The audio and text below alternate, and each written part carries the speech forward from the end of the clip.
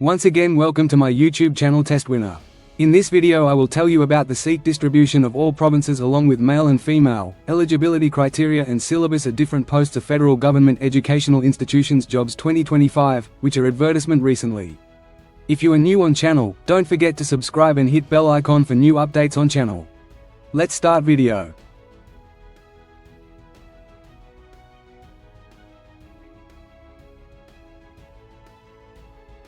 First of all, let's see the details of non-teaching seats.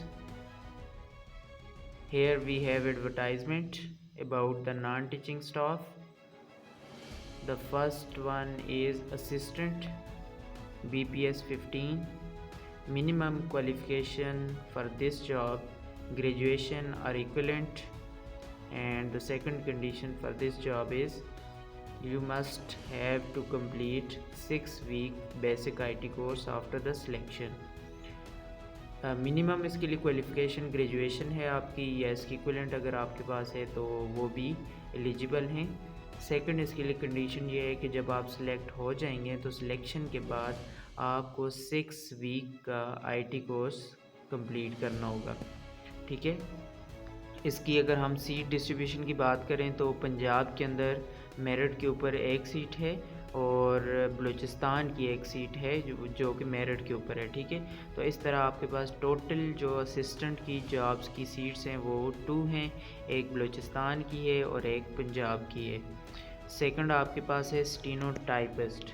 Stenotypist के लिए minimum qualification intermediate है और इसी के साथ जो सेकंड कंडीशन है वो आपके पास टाइपिंग है कि आपकी टाइपिंग स्पीड 40 वर्ड पर मिनट होनी चाहिए और 80 वर्ड शॉर्ट हैंड स्पीड होनी चाहिए आपकी इंग्लिश में। ठीक है, और इसके लिए जो सीट डिस्ट्रीब्यूशन है वो सिंध रूरल, उसमें एक ओपन मेरिट जो मेरिट के ऊपर सीट है वो अवेलेबल है, बाकी किसी भी प्रोविंस के लिए इसकी सीट अवेलेबल नहीं है। ठीक है, तो टोटल इसकी स्टीनोटाइपिस्ट की सीट्स 1 हैं। ठीक है, उसके बाद है अकाउंटेंट जिसका स्केल होता है 14 और इसके लिए जो मिनिमम क्वालिफिकेशन है वो BCom होती है या इससे ज़्यादा।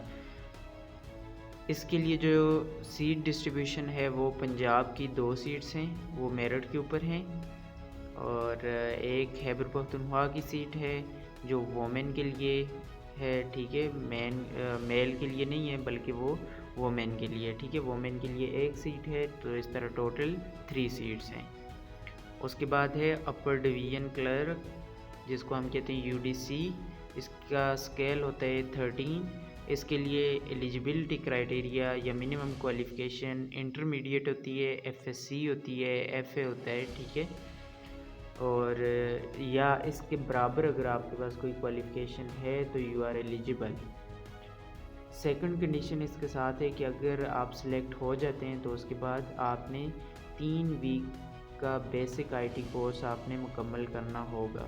ठीक है, इसमें अगर हम सीट डिस्ट्रीब्यूशन की बात करें तो ओपन मेरिट पे 3 सीट हैं, जबकि पंजाब के अंदर मेरिट के ऊपर 15 सीट्स हैं और इसी के साथ वुमेन कोटा 2 सीट्स का है और नॉन मुस्लिम के लिए 1 सीट रखी गई है। जबकि सिंध की बात करें तो सिंध के अंदर रूरल एरिया के लिए 3 सीट अवेलेबल हैं मेरिट के ऊपर, एक वुमेन के लिए यहाँ पे रखी गई है और एक इसमें जो पर्सन्स विद डिसेबिलिटी, ठीक है, कि वो लोग जो डिसेबल होते हैं तो उनके लिए भी एक सीट यहाँ पे रखी गई है।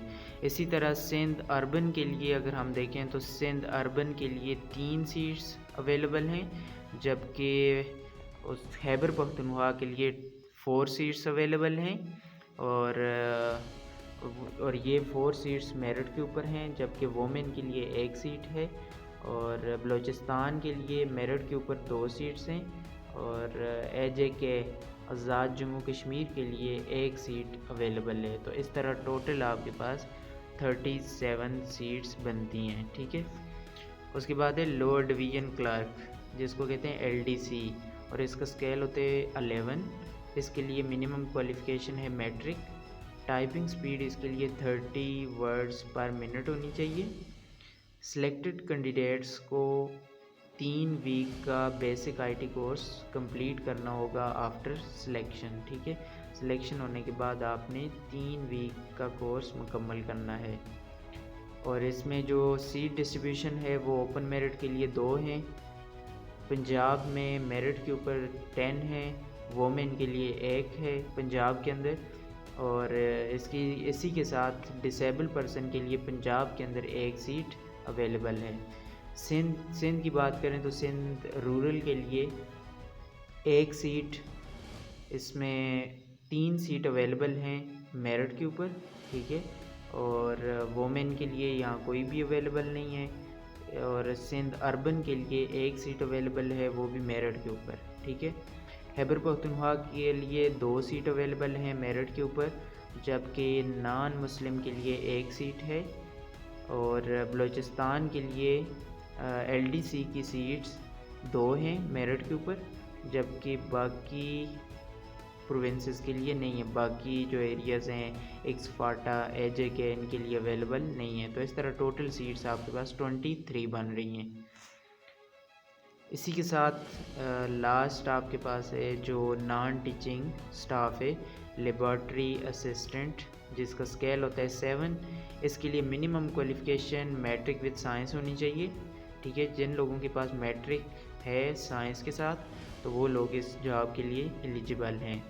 इसमें अगर हम सीट डिस्ट्रीब्यूशन की बात करें तो ये ओपन मेरिट पे टोटल जो सीट्स हैं वो 3 हैं, जबकि पंजाब के लिए अगर हम बात करें तो पंजाब के लिए मेरिट के ऊपर 14 सीट्स हैं, वोमेन के लिए 2 सीट्स हैं, नॉन मुस्लिम के लिए 1 सीट है। इसके बाद सिंध रूरल के लिए मेरिट के ऊपर 3 सीट्स हैं, और सिंध अर्बन के लिए मेरिट के ऊपर 2 सीट्स हैं, नॉन मुस्लिम के लिए 1 सीट है। खैबर पख्तूनख्वा के लिए 4 सीट्स हैं, और 4 सीट्स मेरिट के ऊपर हैं, ठीक है। बलूचिस्तान के लिए यहाँ 2 सीट रखी गई हैं मेरिट के ऊपर, और 1 वोमेन के लिए रखी गई है, जबकि एक्सफाटा के लिए यहाँ 1 सीट को रखा गया है। एजेके के लिए कोई भी सीट अवेलेबल नहीं है। तो इस तरह टोटल सीट 34 बन रही हैं, ठीक है। तो ये आपके पास डिटेल्स हैं नॉन टीचिंग स्टाफ के लिए, ठीक है। नॉन टीचिंग स्टाफ के लिए कि उसके लिए कौन से लोग एलिजिबल हैं, कौन से लोग अप्लाई कर सकते हैं, और स्केल क्या होता है, इसके अलावा सीट्स कौन कौन से प्रोविंसेस के अंदर अवेलेबल हैं, और कितनी सीट्स अवेलेबल हैं, ठीक है। तो इस तरह यहाँ पे आपका ये नॉन टीचिंग स्टाफ ख़त्म हो जाता है, ठीक है। उसके बाद आते हैं टीचिंग सीट्स डिटेल, ठीक है। टीचिंग स्टाफ की जो डिटेल्स हैं उसकी तरफ आते हैं तो सबसे पहले आपके पास आता है लाइब्रेरियन, ठीक है। लाइब्रेरियन इसमें सिर्फ़ और सिर्फ मेल अप्लाई कर सकते हैं, ठीक है, क्योंकि इसमें जेंडर उन्होंने मेंशन किया हुआ है। तो जेंडर मेल सिर्फ एलिजिबल है इसके लिए, फ़ीमेल इसमें अप्लाई नहीं कर सकती। इसके लिए जो स्केल है वो 15 है। मिनिमम क्वालिफ़िकेशन ग्रेजुएशन है, 16 ईयर एजुकेशन होनी चाहिए आपके पास, वो चाहे किसी भी सब्जेक्ट के अंदर हो सकती है, ठीक है। सेकंड कंडीशन इसके साथ है 1 year diploma in library science होना चाहिए, या इक्विवेलेंट प्रोफेशनल क्वालिफ़िकेशन है अगर आपके पास तो आप फिर भी इसके लिए एलिजिबल हैं, ठीक है। तो 2 कंडीशन है, एक तो आपके पास 16 ईयर एजुकेशन होनी चाहिए, and second 1 year diploma in library science होना चाहिए, या इसके बराबर अगर आपके पास कोई डिप्लोमा है तो you are eligible for this job. इसमें टोटल सीट 1 है, और वो भी ओपन मेरिट पे है, ठीक है। ऑल प्रोविंस के लोग इसमें अप्लाई कर सकते हैं ओपन मेरिट के लिए, ठीक है, इस सीट के लिए। उसके बाद सेकंड आती है एलिमेंट्री स्कूल टीचर, जिसका स्केल होता है 14, और इसमें दोनों के लिए है, मेल के लिए भी है और फीमेल के लिए भी है। इसकी जो मिनिमम क्वालिफ़िकेशन है वो 2nd क्लास और ग्रेड C बैचलर 4 ईयर, ठीक है। और या इसके बराबर अगर आपके पास कोई क्वालिफ़िकेशन है, जैसे MSc है, ठीक है, तो वो लोग भी MA है तो वो लोग भी इसमें अप्लाई कर सकते हैं, ठीक है। इसमें सीट डिस्ट्रीब्यूशन की बात करें तो सीट डिस्ट्रीब्यूशन इसमें टोटल मेल के लिए 121 हैं और फीमेल के लिए 71 हैं, जबकि ओपन मेरिट के लिए मेल के लिए 10 सीट्स हैं। पंजाब के अंदर मेल के लिए मेरिट के ऊपर 56 हैं और नॉन मुस्लिम के लिए 4 हैं, जबकि डिसेबल लोगों के लिए 1 सीट रखी गई है। सिंध रूरल के लिए मेरिट के ऊपर 8 सीट्स हैं, नॉन मुस्लिम के लिए 1 सीट है। सिंध अर्बन के लिए 9 सीट्स मेरिट के ऊपर हैं, नॉन मुस्लिम के लिए 1 सीट है। KPK के लिए टोटल 13 हैं जो मेरिट के ऊपर हैं, 1 नॉन मुस्लिम के लिए है। और इसी तरह बलूचिस्तान के लिए 7 मेरिट के ऊपर हैं, नॉन मुस्लिम के लिए कोई भी नहीं है। एक्सफाटा के लिए मेरिट के ऊपर 5 हैं, GB के लिए गिलगित बल्तिस्तान के लिए 3 सीट्स हैं और आज़ाद जम्मू कश्मीर के लिए 2 सीट अवेलेबल हैं। तो इस तरह टोटल मेल के लिए 121 सीट्स अवेलेबल हैं। ठीक है, तो इसमें जितने भी प्रोविंसेस इसमें शामिल हैं जिनके लिए सीट्स अवेलेबल हैं तो वो सारे लोग अप्लाई कर सकते हैं। एलिमेंट्री स्कूल टीचर फ़ीमेल के लिए मिनिमम क्वालिफ़िकेशन सेम रहेगी। ठीक है, और इसमें जो सीट डिस्ट्रीब्यूशन है वो चेंज है। ओपन मेरिट में टोटल नंबर ऑफ़ सीट्स 6 हैं। ठीक है, और ये जो 6 सीट्स हैं इसमें ऑल प्रोविंसेस के लोग आ सकते हैं। ठीक है, कोई भी बंदा आ सकते हैं जो ओपन मेरिट में क्वालिफाई करेगा। इसके बाद है पंजाब के लिए टोटल 36 हैं फ़ीमेल के लिए, 32 हैं फ़ीमेल के लिए, 2 नॉन मुस्लिम के लिए हैं और डिसेबल पर्सन के लिए कोई भी नहीं है। सिंध रूरल के लिए 8 सीट अवेलेबल हैं, 1 नॉन मुस्लिम के लिए अवेलेबल है। सिंध अर्बन के लिए 5 सीट अवेलेबल हैं और नॉन मुस्लिम के लिए कोई भी सीट अवेलेबल नहीं है। KPK की बात करें तो KPK में टोटल फ़ीमेल के लिए 7 सीट अवेलेबल हैं मेरिट के ऊपर और नॉन मुस्लिम के लिए 1 सीट अवेलेबल है। बलूचिस्तान के लिए मेरिट के ऊपर 3 सीट अवेलेबल हैं, नॉन मुस्लिम के लिए 1 सीट अवेलेबल है। एक्सफाटा के लिए 2 सीट्स अवेलेबल हैं मेरिट के ऊपर, GB के लिए 1 सीट अवेलेबल है मेरिट के ऊपर, आज़ाद जम्मू कश्मीर के लिए 2 सीट अवेलेबल हैं मेरिट के ऊपर। तो इस तरह टोटल सीट्स 71 बनती हैं जो फ़ीमेल के लिए रखी गई हैं।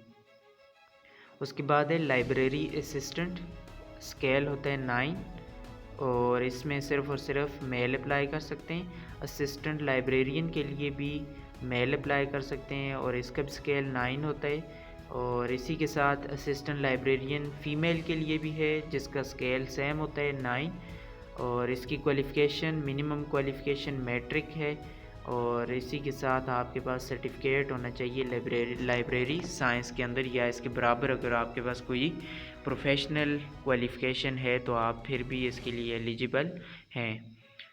सबसे पहले हम देखते हैं लाइब्रेरी असिस्टेंट मेल के लिए सीट डिस्ट्रीब्यूशन कितनी है। तो टोटल सीट 1 है और इसमें वो 1 सीट सिंध अर्बन के लिए रखी गई है। सिंध अर्बन के लिए मेरिट के ऊपर 1 सीट रखी गई है। Total number of seat library assistant के लिए 1 है और वो भी सिंध अर्बन के लिए मेरिट के ऊपर रखी गई है। सेकंड असिस्टेंट लाइब्रेरियन है मेल और इसमें जो seat total number of seat हैं वो 2 हैं और पंजाब के मेरिट के ऊपर ये 2 सीट रखी गई हैं। तो पंजाब के जो मेल्स हैं वो इसमें अप्लाई कर सकते हैं, 2 सीट मेरिट के ऊपर अवेलेबल हैं। उसके बाद है असिस्टेंट लाइब्रेरियन फ़ीमेल की जो टोटल नंबर ऑफ़ सीट्स हैं वो 8 हैं और इसकी जो सीट डिस्ट्रीब्यूशन है वो ओपन मेरिट पे 1 है। पंजाब में मेरिट के ऊपर 4 हैं और सिंध रूरल के लिए मेरिट के ऊपर 1 है, KPK के लिए मेरिट के ऊपर 1 है और एक्सफाटा के लिए 1 है। तो इस तरह टोटल नंबर ऑफ़ सीट 8 बनती हैं जिनकी सीट डिस्ट्रीब्यूशन आपको बताई गई है। उसके बाद है बैंड मास्टर। ठीक है, इसमें सिर्फ़ और सिर्फ मेल अप्लाई कर सकते हैं। ठीक है, और इसकी जो क्वालिफ़िकेशन है मिनिमम क्वालिफ़िकेशन वो मैट्रिक है और मैट्रिक के साथ आपके पास सेकंड कंडीशन है 1 ईयर ट्रेनिंग सर्टिफिकेट आपके पास होना चाहिए। ठीक है, डिप्लोमा इन बैंड होना चाहिए या आपके पास म्यूज़िक के अंदर आपके पास डिप्लोमा होना चाहिए, ठीक है। तो अगर आपके पास मैट्रिक है और इसके साथ आपके पास 1 ईयर की ट्रेनिंग सर्टिफिकेट है या डिप्लोमा है बैंड्स के अंदर या म्यूज़िक के अंदर, तो आप इस जॉब के लिए एलिजिबल हैं। तो टोटल नंबर ऑफ़ सीट 2 हैं और ये 2 सीट्स पंजाब के लिए मुख्तस की गई हैं। मेरिट पे 1 सीट अवेलेबल है और नॉन मुस्लिम के लिए 1 सीट अवेलेबल है। तो इसमें नॉन मुस्लिम भी अप्लाई कर सकते हैं और बाकी मुस्लिम भी अप्लाई कर सकते हैं। मुस्लिम के लिए 1 सीट रखी गई है और नॉन मुस्लिम के लिए 1 सीट रखी गई है। उसके बाद है सीविंग मिस्ट्रेस, ठीक है। सीविंग मिस्ट्रेस के लिए ये सिर्फ़ और सिर्फ फ़ीमेल्स के लिए है और इसमें सिर्फ फ़ीमेल अप्लाई कर सकती हैं और इसके लिए जो मिनिमम क्वालिफ़िकेशन है वो मैट्रिक है और 1 ईयर सर्टिफिकेट या diploma in sewing from a recognized institution.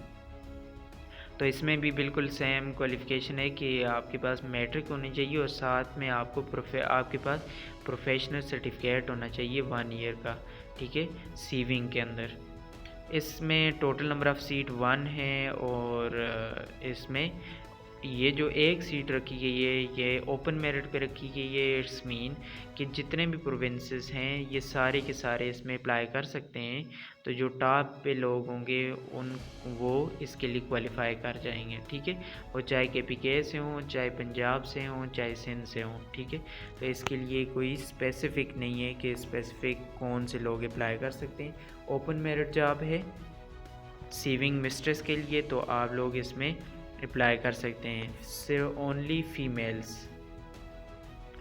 अब इसके बाद हम जाते हैं toward the official syllabus for different cadres, जैसे लाइब्रेरियन है, EST जॉब्स हैं, EST है एलिमेंट्री स्कूल टीचर और लाइब्रेरी असिस्टेंट हैं, ठीक है, अकाउंटेंट है, UDC है, LDC है।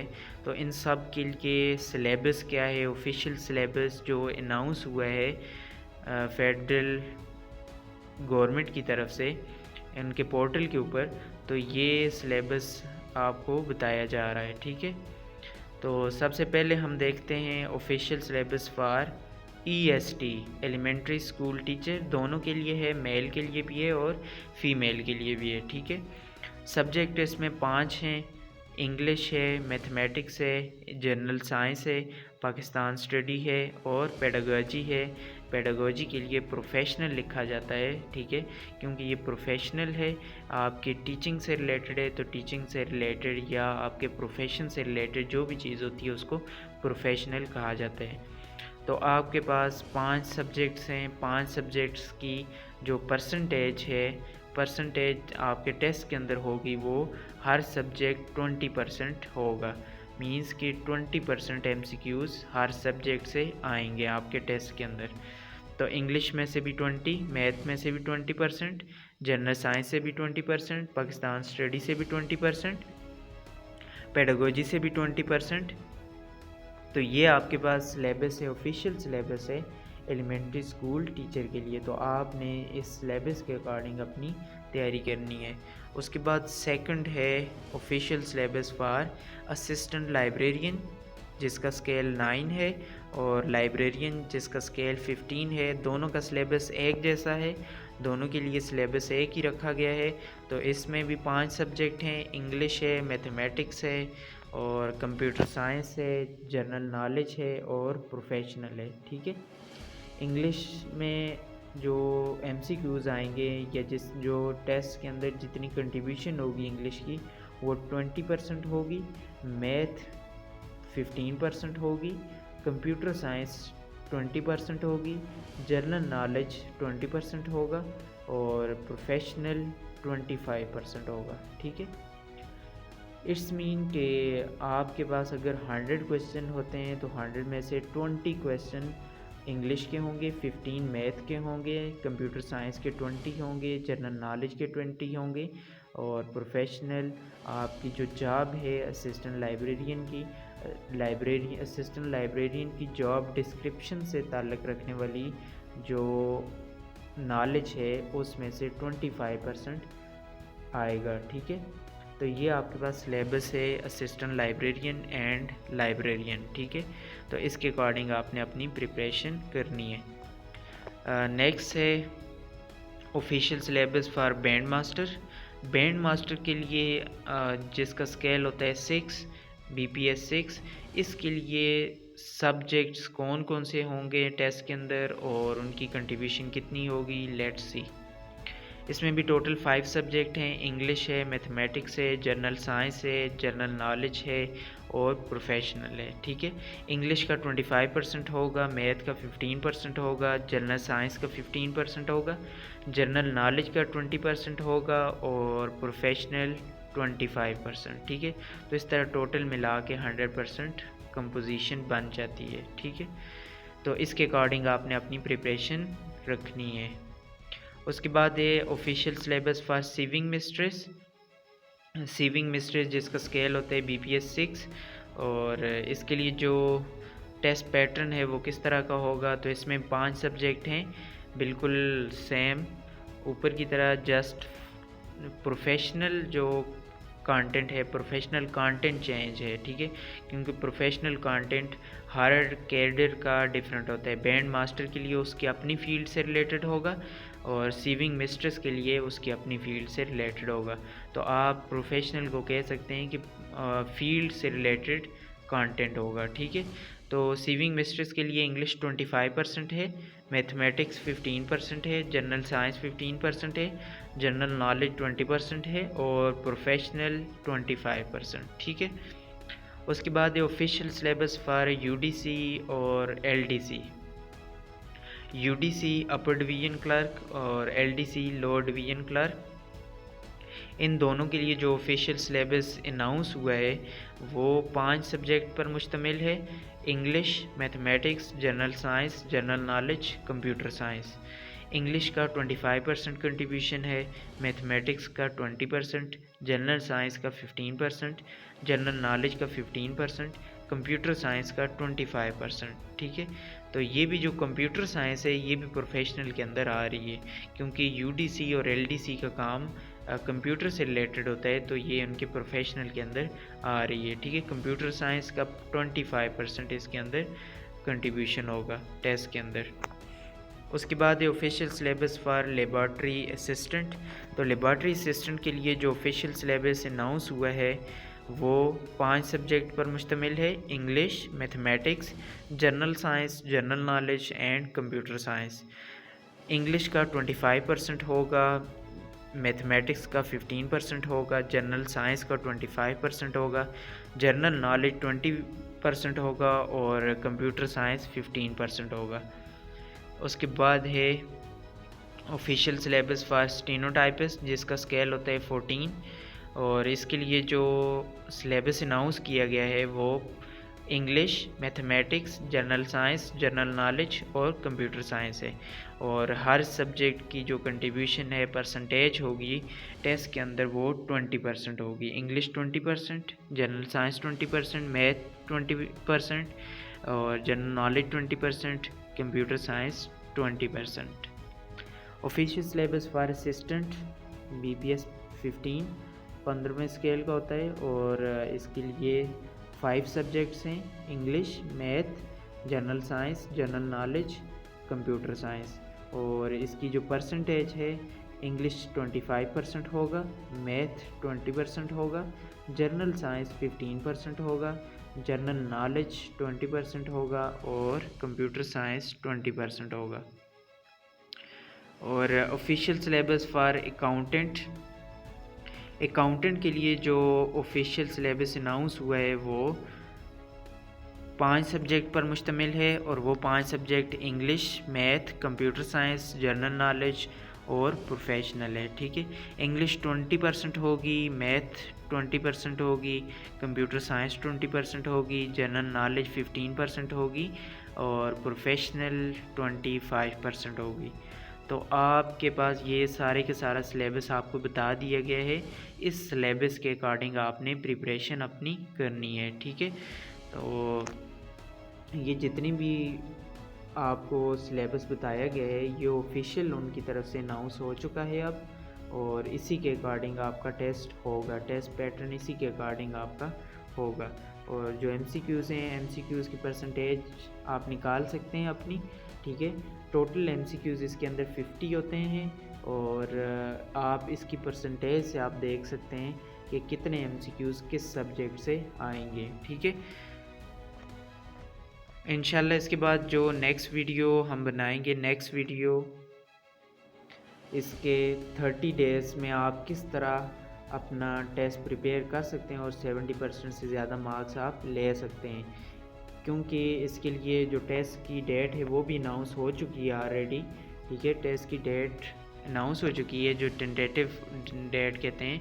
तो टेंटेटिव डेट के अकॉर्डिंग आपके पास टोटल 1 मंथ का टाइम है, 1 मंथ का आपके पास टाइम है जिसमें आपने अपने टेस्ट को तैयार करना है, ठीक है। आपने अपने टेस्ट के लिए तैयारी करनी है।